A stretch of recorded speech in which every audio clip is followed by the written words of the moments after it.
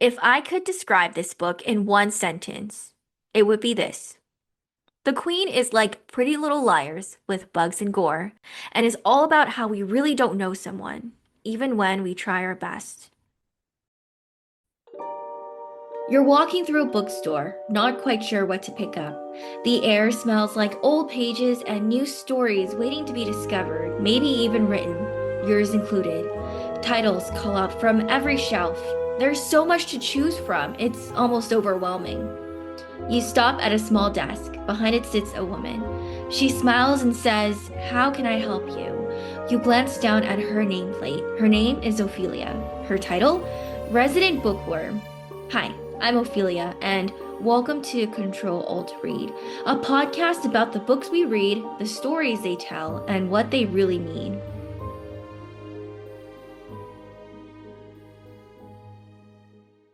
Today we're talking about The Queen by Nick Cutter, a book that combines the best of both worlds, human experimentation and high school drama.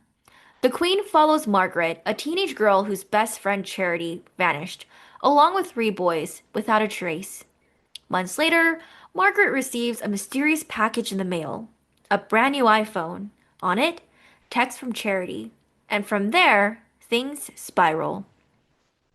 As Margaret digs deeper into the mystery, she uncovers something far darker than she imagined. This book is not for the squeamish. Nick Cutter is known for intense body horror and graphic imagery, and The Queen delivers on that front. It is grotesque, it is vivid, and at times very disturbing, but that's also what makes it stick with you. As Margaret tries to find her friend Charity, she joins forces with a boy in town, Harry, and the two embark on a journey to find Charity. A journey that is filled with people going mad, doppelgangers, and lots of bugs.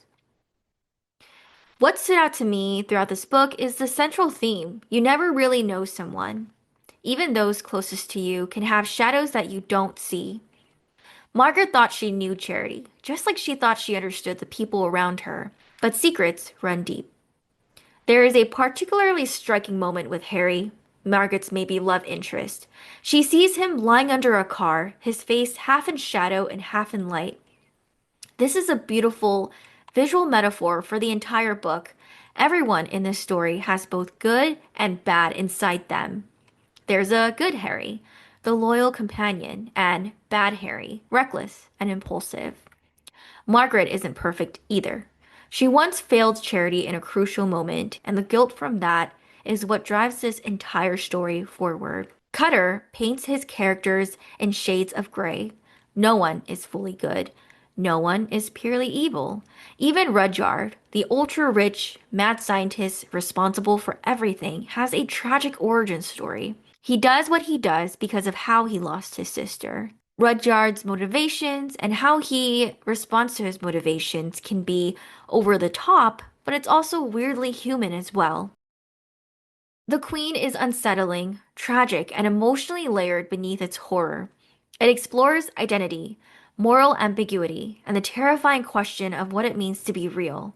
Charity, Margaret, and even Rudyard are all fighting for control of their bodies, their stories, their truth.